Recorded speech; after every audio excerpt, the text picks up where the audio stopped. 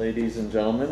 Again, my name is John Paris. I'm the head of the Asian American Group's Endorsement Committee. We appreciate you taking out time out of your busy schedule to join us this afternoon. As you know, we are running a few minutes behind schedule, and we do appreciate your patience. It's been a very long day, as I'm sure you can imagine.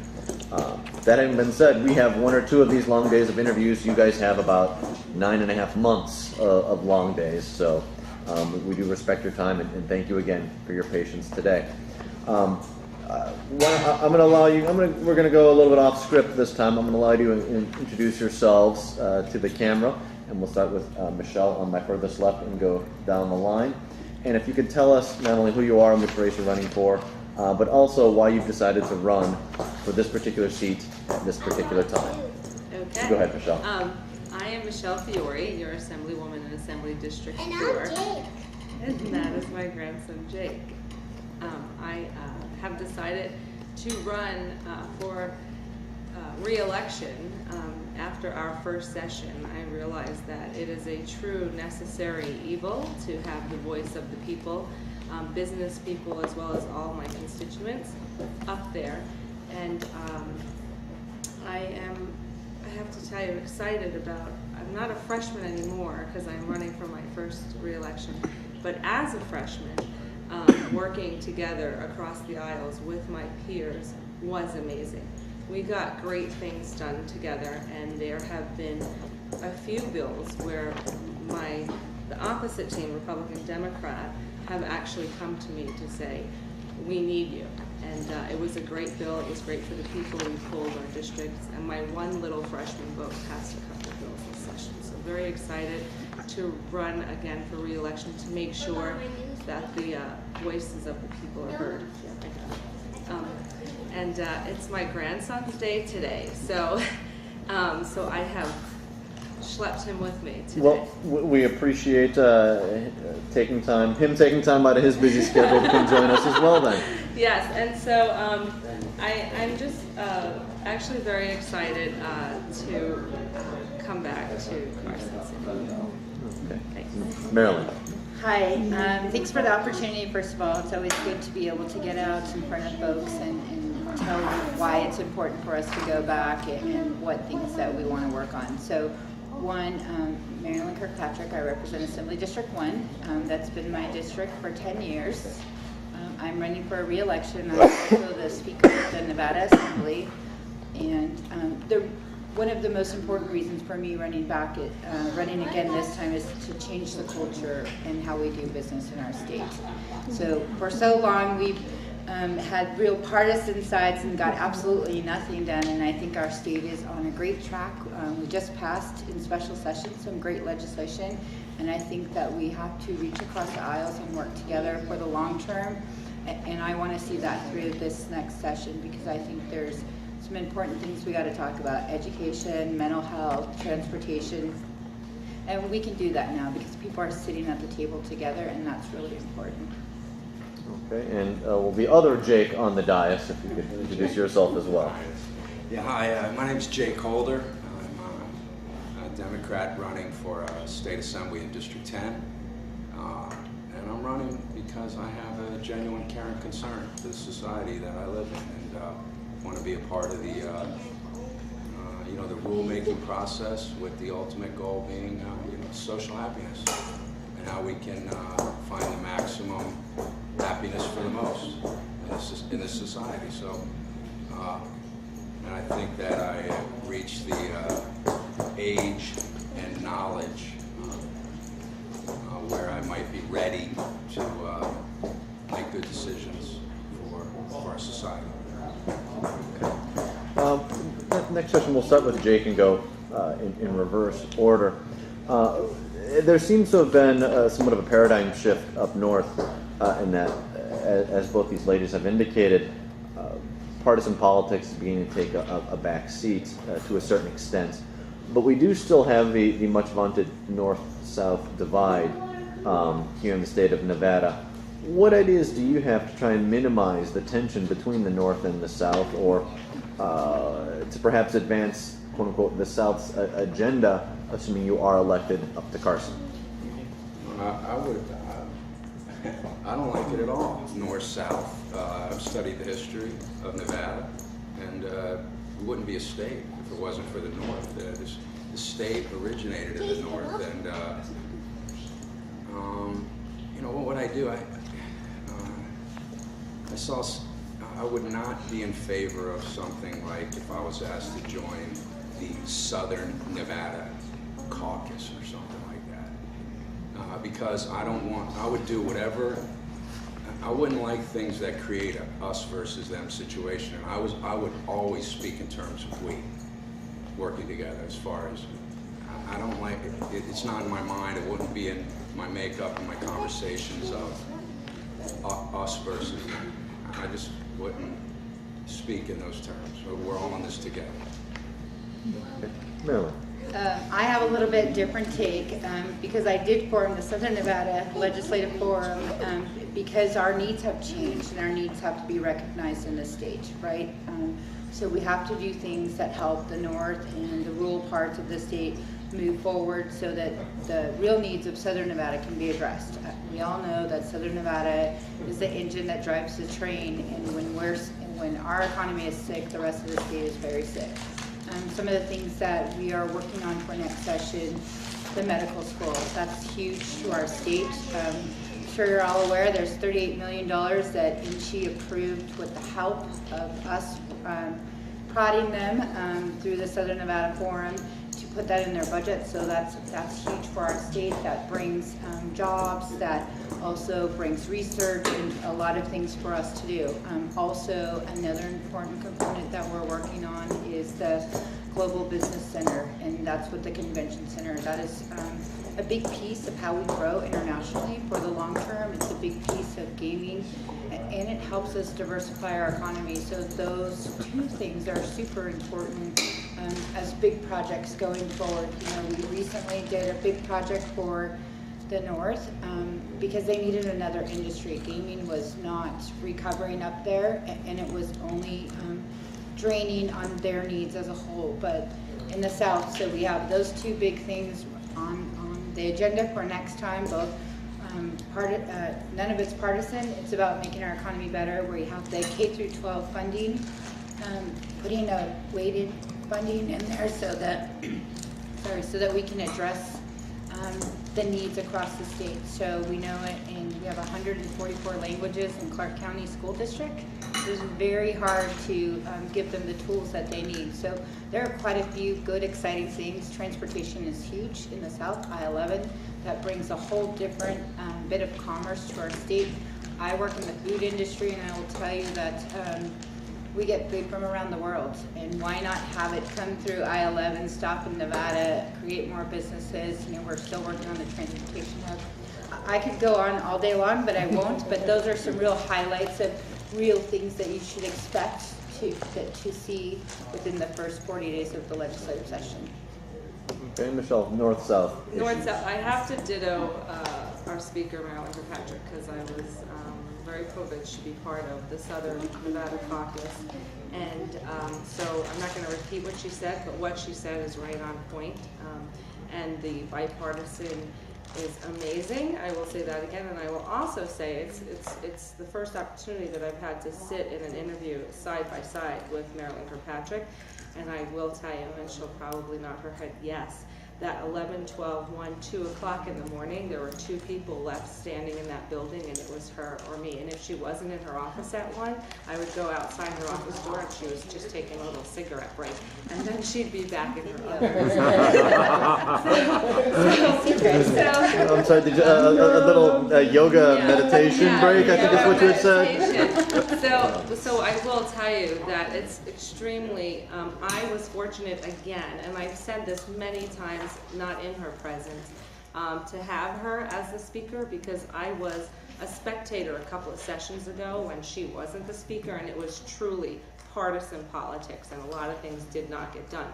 There were quite a few times in the middle of the night where I would call her crazy with my own peers and saying, what do I do? And she helped me through that. And so I was very excited that she was the speaker, and she will be the speaker next time as well.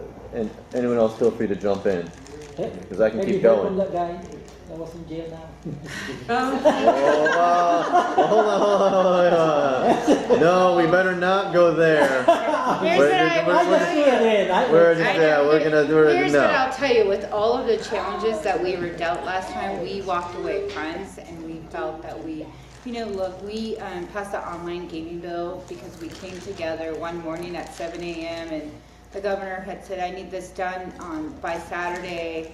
We all spoke. There was 44 of us from Southern Nevada, and we said, this is super important to Southern Nevada.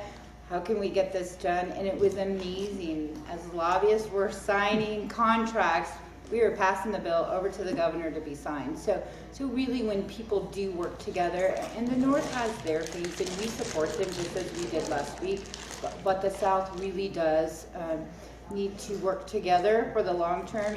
And I think this is the first time that we've ever done that. We had 355 businesses participate the last 8 months. And listen, when I'm gone, I'm still going to keep that going because it's huge that we agree to disagree, and the things that we can agree on, that we move forward and we hold folks accountable. And that was duly recognized by the governor yesterday. That was nice. I was like, thanks, we appreciate that.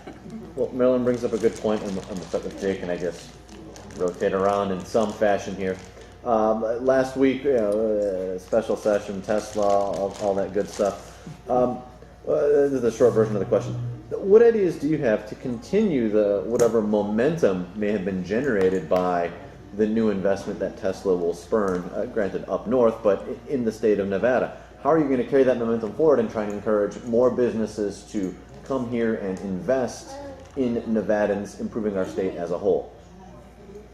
Well, first of all, we have to hope that, let's hope that it's a success. And we showed businesses all over the world or the country that Nevada is pro-business, and we want to create a business-friendly environment in our state. And I think Tesla noted that our state took fast action. That we didn't dilly-dally around like other states, and hopefully, the word will get out and it'll feed upon itself. And of course, there might be industries that ancillary industries or whatever for the Tesla plant that will arise. So, I mean, as far as us trying to create that momentum, I hope that the word gets out, and I hope that Tesla becomes a success, and that it also works well for our state too. As far as the jobs created and the net gain, we definitely want a net gain based on the incentives that we gave that company. So let's just hope that the word will get out, and that'll help the momentum. Okay. Michele, why don't we go to you next? Yes. Tesla, how do we continue that momentum? Well, I'm excited to tell you that we've left that as an open end for like 18 months. So now every other business manufacturing company has the opportunity to invest in our state and bring it forth. I have to tell you that I'm very proud of Governor Sandoval, because I kind of feel like he's bringing manufacturing back to America. And I say this because we look at the Giga battery factory that's coming in northern Nevada, and that one factory is bigger than 3 countries all combined. So when you see other companies out there that are going, you know what, Nevada is the get-her-done state, they will come here. So I'm very We don't want that as a motto, do we? I don't know. Not exactly, yeah. but we want it to be part of our profile. We do get it done though. We do get it done. I'm not disputing the message, but just the actual verbiage. Yeah, I get it. I He's get very it. Larry the Cable Guy. I don't want him as a mascot. We actually literally spoke about that in the governor's office as he signed the bill at like 11 something at night. Yeah. Nevada first, who can get things done when we need to. There you go. And Marilyn, how do we continue this momentum? Here's what I'll tell you. It is a momentum, because internationally they're talking about Nevada. I was at the airport myself the other day. It was funny because Governor Sandoval and I had the same experience. Somebody said, wow, even my own family calling, wow, Tesla's coming to Nevada. How exciting is that? And it really is exciting because internationally people are learning about Nevada. We're not just a gaming city. We offer so many other things. What I can tell you is the partnerships that Tesla has will bring other folks to our state. The $1 million seed money that we got for UNLV to do battery research, that will spur additional research, that will spur technology companies. He's invested $37.5 million for STEM education, which is science and math and technology, which are super important to our up and coming students. So I can tell you I was fortunate to be able to talk to Mr. Musk himself, and I said, listen, you really have to be a partner in our state because you can't just come, take, and then leave. And he said, listen, I'm probably going to be in Nevada more than anywhere else, and I believe that to be true. Many of his top guys are looking for homes. Their wives are being uprooted this week, but it's for all the right reasons because they're committed. You know, we already have people out on the jobs there, but in Southern Nevada, it's going to bring a different dynamic to our state. Technology research is huge. UNLV is leaving next week. Made sure that they're going on that field trip to Palo Alto. We have the drones, we have the small businesses. Anytime that people are working and doing well and have discretionary dollars, that helps all of our smaller businesses stay on top. And you know, the one thing with this is what nobody's talking about with the unemployment dollars that he's going to pay. It's going to help everybody across the state with their unemployment rate, and that's really huge. So I think this is just the beginning. I think next session there's some big plans on things that are important, that people will be so much shocked that we're going to grow up, get along, and do what's right, and we will be growing faster than 2005 in no time. Hopefully in a more sustained fashion. Well, we're planning this time, right? Heaven forbid. Growth comes with issues. All The right. next project SpaceX to bring here after You know, I'll tell after he's you. taking the cargo to. Well, the here's space what I will. station. Here's what I'll tell you is he said that this is his home, and you know, California is very. what I will tell you is different this time is we actually have people following things through, staying on top of them. I text them the next day, okay, go. Here's what you said you would do. When is it going to start? What's some time frames? And I think that all of us need to do that a little more often, is to invite people. But I believe that we'll be a big part of his future plans, but I think that other companies will want to come here. You know, we have Switch, which does a great job with data. The data center, one of the most secured facilities in the world. That's a good growth. That hires people that are big on technology. So I think this is just the forefront of what we are capable of doing.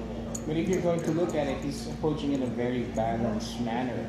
You have the new businesses coming in, and he's doing something about the education, because he knows in the future we need to have people who needs to go into that business. At the same time, he's doing something about healthcare as well, social services. So if you're going to look at it, it's really a very balanced approach that complements each aspect of it. And we can't forget about the businesses. What I will tell you is we can't forget about the businesses. And those of you that know me know I've been saying it for a long time. There's been businesses who stayed here when times were good.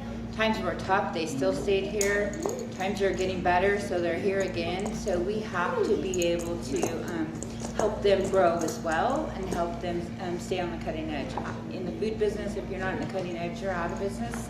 Medicaid, ensuring that our Medicaid rates go up. It's been a little over 11 years since we've raised those. We need to do that in order to help providers give the quality care that they really want to give. So there's a lot of things that come with growth and being stable, right? We have to go back. We hired 25,000 teachers in 10 years. There's not one other state that can say that. But now we have to go back and refine the expectations. And so I'm excited about that. I love Nevada. I love Southern Nevada more, but I really want to see us have all of that. And it's going to take us sitting at the same table to do that.